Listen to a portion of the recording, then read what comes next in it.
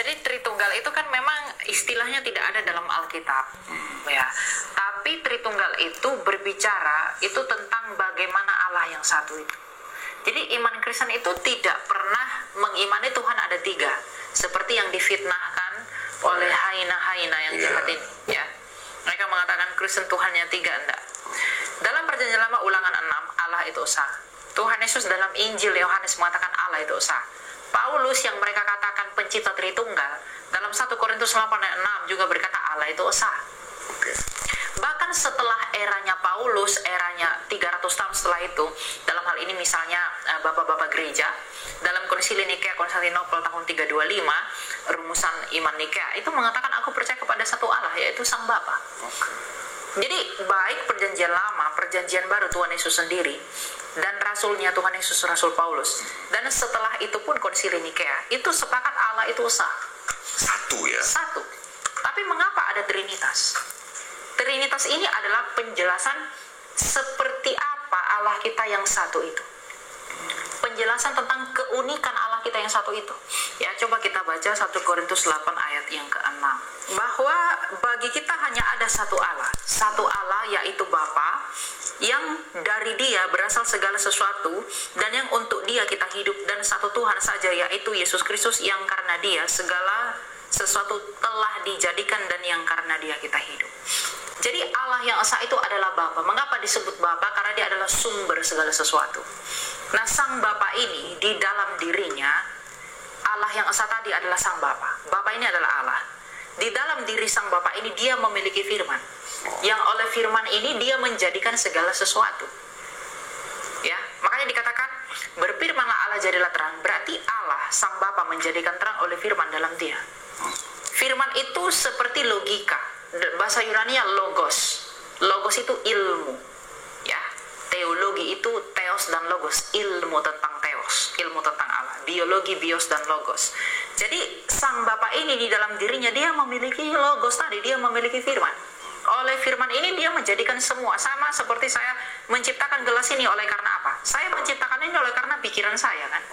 Jadi Sang Bapa itu pun menciptakan semua itu oleh karena pikiran yang ada di dalam Dia. Itulah firman itu. Itu firman ya. itu ya. Selain memiliki firman, Dia juga memiliki roh. Yang oleh roh itu Dia menghidupi segala sesuatu. Ayub 33 tempat. Roh Allah itu nafasnya. Ketika Ia menghembusinya, maka semuanya hidup. Nah, dan ini sudah ada di dalam Kejadian 1. Pada mulanya Allah, ada Allah Sang Bapa di sana. Ayat 2, bumi belum berbentuk dan kosong, ada roh Allah di sana. Itulah Roh Kudus. Yang ketiga, berfirmanlah ada jala terang. Berfirman itu kata kerja, kata benarnya adalah firman.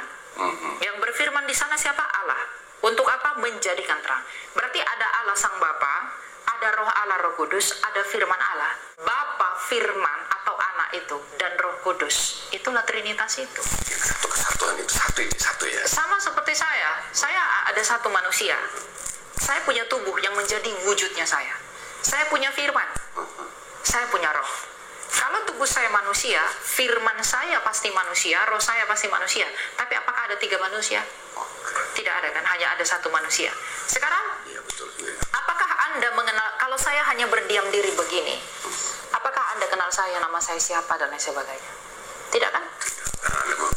Anda mengenal saya melalui firman saya yang menjadi suara di telinga kamu. Iya. Nah, Sang Bapa itu tidak kelihatan.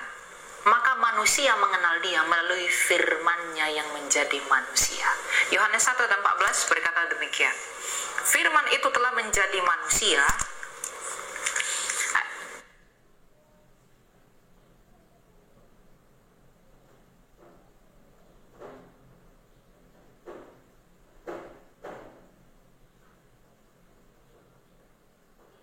Firman itu telah menjadi manusia dan tinggal di antara kita, dan kita telah melihat kemuliaannya, yaitu kemuliaan sebagai anak tunggal Bapa penuh anugerah dan kebenaran. Bahkan dalam Yohanes 14:6 Tuhan Yesus berkata apa? Akulah jalan dan kebenaran dan hidup. Tak seorang pun yang dapat datang kepada Bapa yang tidak kelihatan itu, yang tidak seperti apa-apa itu, kalau tidak melalui aku. Kenapa? Karena akulah firman-Nya Bapa itu yang keluar dari Bapa, yang memperkenalkan siapa Bapa kepada kamu. Makanya Dia berkata, aku datang dan keluar dari Bapa. Di Alkitab itu kan kayak aku adalah aku. Kan firman kan ditanya aku adalah, ya kan, aku adalah aku. Terus tiba-tiba di dalam perjanjian baru itu orang mulai mempersoalkan, kenapa mulai kamu menyebut ada Roh Kudus, ada Yesus, seolah-olah menemukan suatu nama baru yang sebenarnya di dalam perjanjian sendiri firman Tuhan berkata, aku adalah aku. Nah, Yang berbicara di perjanjian lama itu kan di Keluaran konteksnya ketika Musa mengatakan kepada Allah, siapakah namamu kalau aku memperkenalkan kamu ke bangsa Israel? Mashmo, siapakah namamu? Tuhan berkata apa? Dia tidak berkata akulah Jono, akulah Robert. Dia berkata I am who I am, akulah aku. Tidak ada nama yang bisa mendeskripsikan aku itu seperti apa. Dan itu dikutip lagi oleh Tuhan Yesus. Ketika dalam bahasa Yunani dia berkata ego emi anihu. Dan itu hanya Allah yang bisa mengucapkan itu. I am who I am. Enggak ada nama yang bisa mendeskripsikan. Jadi kita di Kristen tuh percaya Allah itu nggak punya nama. Makanya dia disebut Bapa. Yesus itu pun nama inkarnasi firman. Yesus itu dari Yod He Vav He plus Yasha. Yasha itu artinya menyelamatkan seperti nama Yesaya. Jadi Yod He Vav He menyelamatkan itu artinya nama Kristus itu dalam kemanusiaan.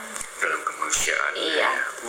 Jadi ketika Tuhan berkata akulah aku, dia sedang menunjukkan keagungannya bahwa ini loh Musa, kamu tanya namaku, aku nggak punya nama. Akulah aku, nggak ada nama yang bisa mendeskripsikan aku siapa. Karena tidak ada satu nama pun yang mampu mampu mendeskripsikan Allah itu siapa. Karena gini, dalam iman Yahudi itu nama itu adalah orang itu sendiri. Seperti Yakub si penipu, Adam manusia.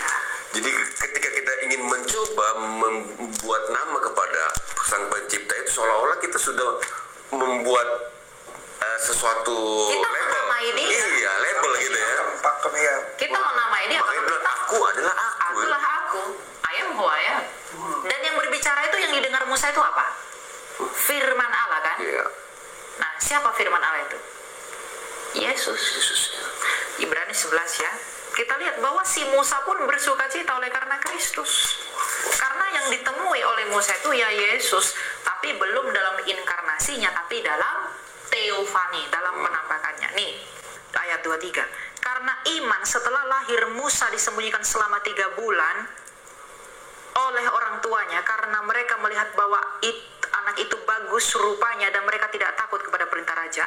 Karena iman setelah dewasa Musa menolak disebut anak putri Firaun. Ayat 25. Karena ia lebih suka menderita sengsara dengan umat Allah daripada untuk sementara menikmati kesenangan dari dosa. Ia menganggap penghinaan karena Kristus sebagai kekayaan. Padahal Yesus belum datang zaman Musa. Jarak dari Yesus ke Musa 1250 tahun. Tapi dia udah beriman. Tapi Musa dikatakan bersukacita oleh karena Kristus. Yang ditemui Musa itu ya Yesus sebelum menjadi manusia itu.